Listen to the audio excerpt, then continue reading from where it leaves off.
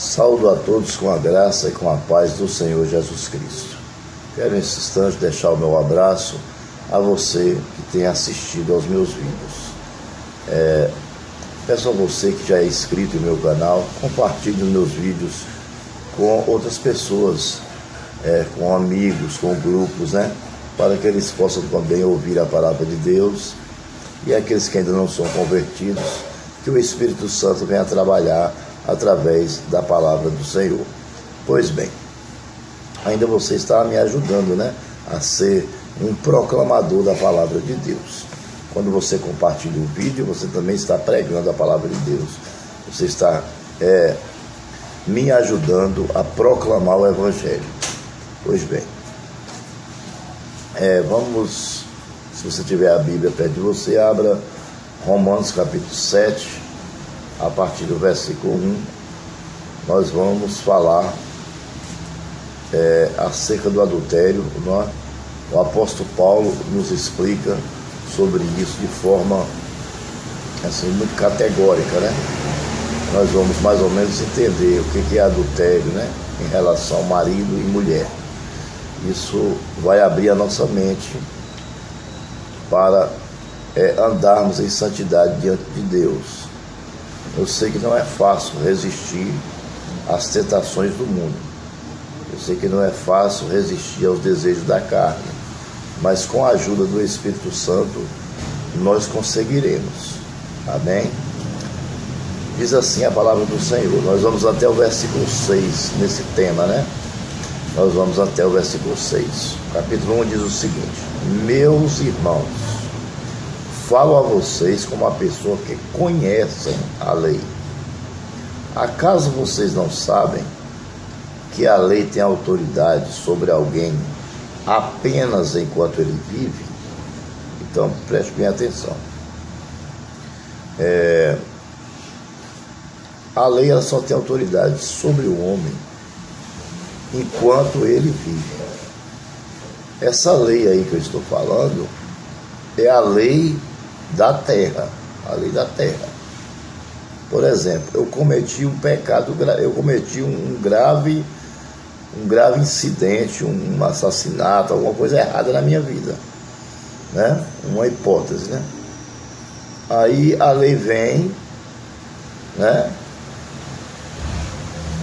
me prende, faz o julgamento, e vamos que eu pegue aí 20 anos de cadeia, uma hipótese, Então eu vou ter que cumprir aquela pena durante os 20 anos. Eu vou ter que cumprir os 20 anos de pena para me estar livre da lei, para me pagar a minha pena. Só que se eu morrer antes, aí a lei já não tem mais poder sobre mim. Isso é a lei terrena. Outro exemplo que eu quero dar o senhor de engenho. Naquela época ele tinha os escravos. Os escravos, eles eram obedientes aos seus senhores até a morte. Eles chicoteavam os escravos, humilhavam os escravos. Tudo que ele podia fazer para maltratar, ele fazia. Portanto, por isso que é chamado de escravo. Trabalhava somente a pão e água. Mas após a morte do escravo, ele não tinha mais poder. Por quê? Porque o escravo estava morto. Entendeu? Então aí ele perdia o poder sobre aquele escravo. Certo? A lei de Deus é diferente. A lei de Deus, quando você não obedece a Deus aqui na terra, Deus, ele vai desagradar de você e não vai dispensar as bênçãos sobre sua vida. E além disso, quando você morrer, você perderá a sua salvação. Amém? Ou seja, ainda depois de morto, você continuará sendo punido pela lei de Deus na sua alma, Porque o corpo volta ao pó, o espírito volta para Deus, e a alma é que vai sentir dor, porque a alma ela não morre nunca, ela sente dor. Então veja a diferença da lei do mundo para a lei de Deus. Agora vamos para o versículo de número 2. Por exemplo, pela lei, a mulher casada está ligada a seu marido, enquanto ele estiver vivo. Mas se o marido morrer, ela estará livre da lei do casamento. Ou seja, por que eu estou falando isso? Eu estou colocando esse tema acerca do adultério. Por quê? Porque vai falar sobre esse assunto de uma forma bem clara, entendeu? Mesmo o apóstolo Paulo dando exemplo sobre a lei, vai falar sobre o adultério de uma forma claríssima. Veja só, se o marido casou, se ele casar, estiver casado ainda com a sua esposa, e ele ter uma relação sexual com outra mulher, ele está adulterando. Se a mulher fizer o mesmo, ela também está adulterando. Entendeu? Se caso os dois separarem, entendeu? E continuar casados no papel, e ela se juntar com outro homem, ela está adulterando. Ou ele se juntar com outra mulher também, ele está adulterando. Você entendeu? Agora, se um dos dois morrer, aí sim ele estará livre para um novo casamento. Agora só tem um pequeno problema. Tem uma condição que Deus coloca. Se a mulher morrer e o marido casar com outra mulher, juntar-se com outra mulher, ele não pode viver junto com ela, não. Se ele viver junto com ela, ele está se prostituindo com ela. Ele tem que legalizar o casamento. Você entendeu? Mesmo a sua mulher tendo morrido. Ele vai, se junta, começa ali a namorar com ela, passa uns tempos e tal. Aí ele vê que vai dar certo, então ele chega para ela e diz: minha filha, vamos legalizar. E tem mais outra condição. Se você legalizar só na igreja, não é considerado legalizado. O casamento na igreja é para receber as bênçãos de Deus. O casamento legalizado é o casamento civil. Entendeu? O casamento civil, esse é que é o legalizado pela lei. Amém? Pela lei. O legalizado pela lei é o civil. Certo? Agora, casa-se no civil, né, para se cumprir a lei, porque a lei é constituída por Deus, entendeu? E casa-se no religioso, para receber as bênçãos do Senhor Jesus Cristo. Amém? Então, isso aí vai o quê? Vai quebrar o pecado que você estava cometendo. Por quê? Você estava em núpcia, né? Você estava já em lua de mel com ela, você já estava se relacionando sexualmente com ela, mesmo sem casar. Então você estava pecando. Mas a proporção que você casou no civil e no religioso, aí o que aconteceu? Aquele pecado foi tirado de você, foi quebrado. Você entendeu? O Senhor Jesus Cristo arrancou de você o pecado. Por quê? Porque você legalizou o seu casamento com aquela pessoa.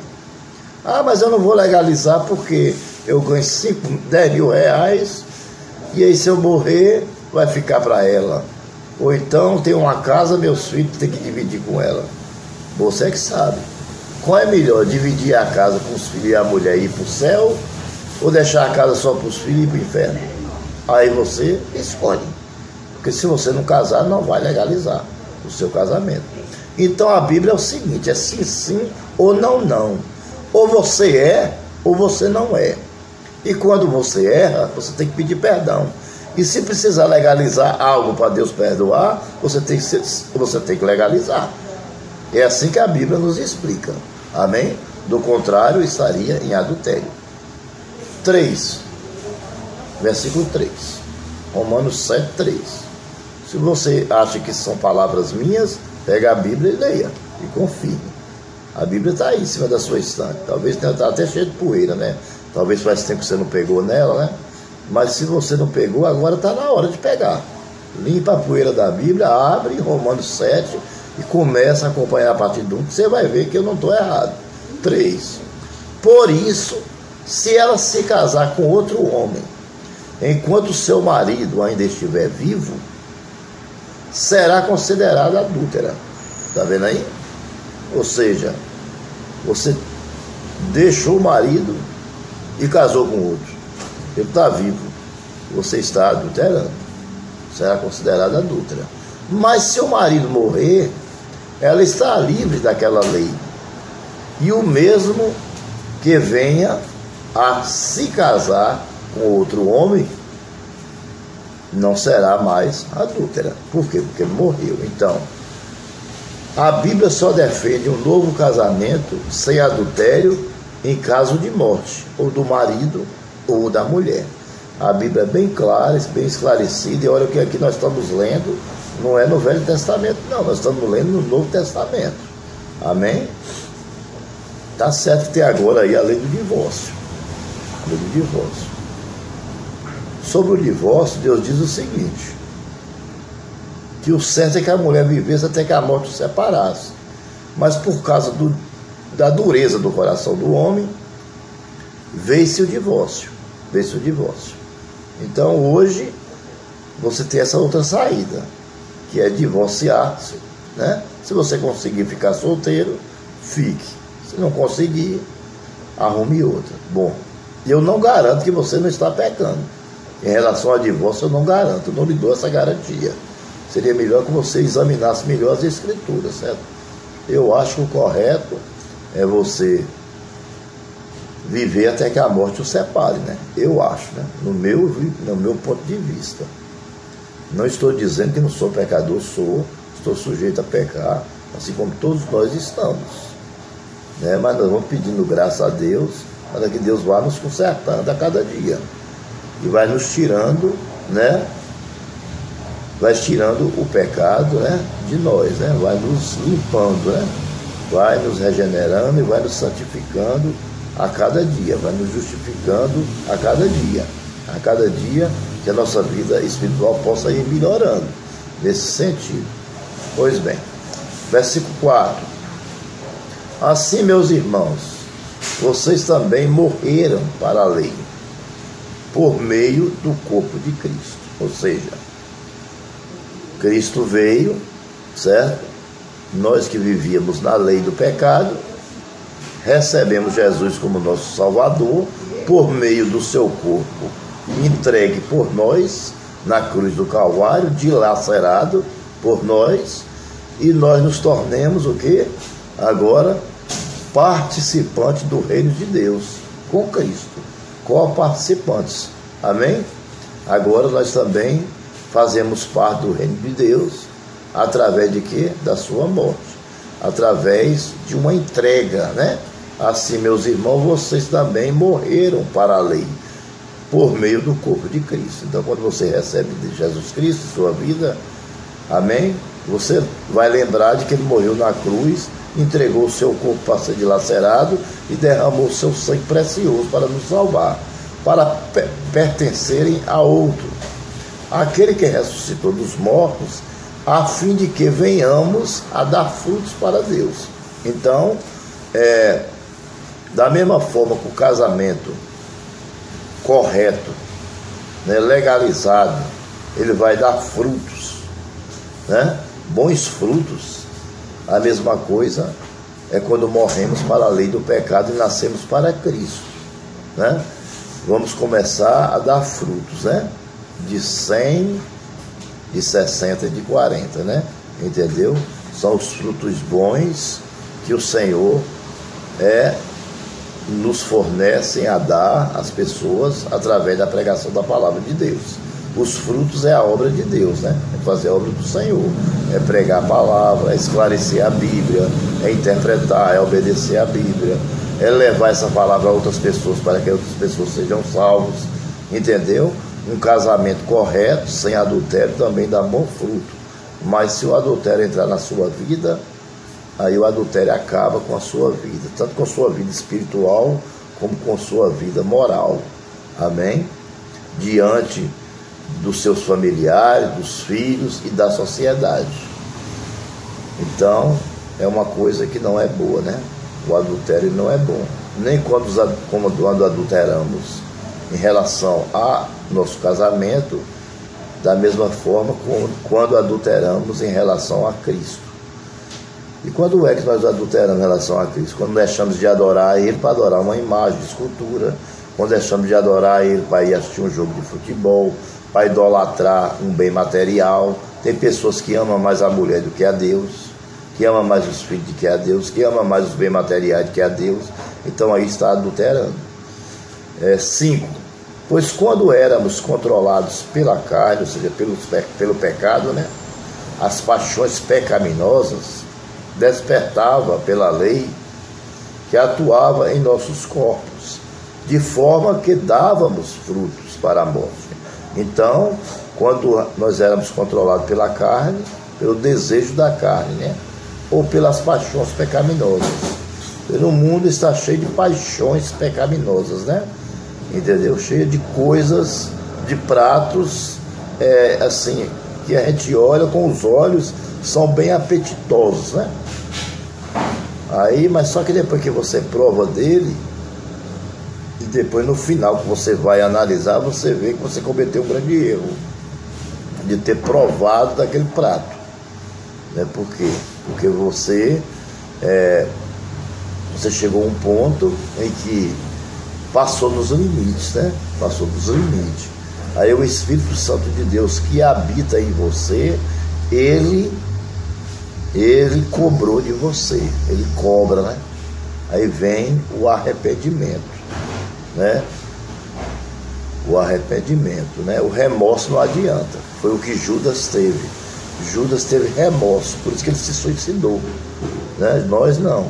Quando nós pecamos, nós temos arrependimento, quebrantamento, né, no coração. Aí o que acontece? Essas paixões pecaminosas, né, que é a bebida, o cigarro, a prostituição e muitas outras mais que você já sabe, né, elas despertam pela lei que atuava em nossos corpos, era despertada pela lei que atuava em nós, entendeu? Essas paixões na nossa carne. A nossa carne estava enfermada pelo pecado que trazia o despertamento das paixões pecaminosas, né? E atuava em nossos corpos de forma que andávamos, de forma que dávamos frutos para a morte. Ou seja, tinha frutos, só que esses frutos levavam à morte espiritual e não levavam à vida, você entendeu?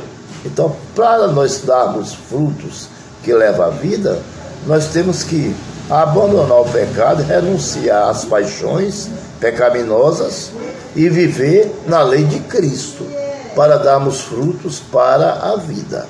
6. Mas agora, morrendo para aquilo que antes nos prendia, fomos libertados da lei, para que sirvamos conforme o novo modo do Espírito, né? O novo agir do Espírito em nossa vida, e não segundo a velha forma da lei escrita. Amém?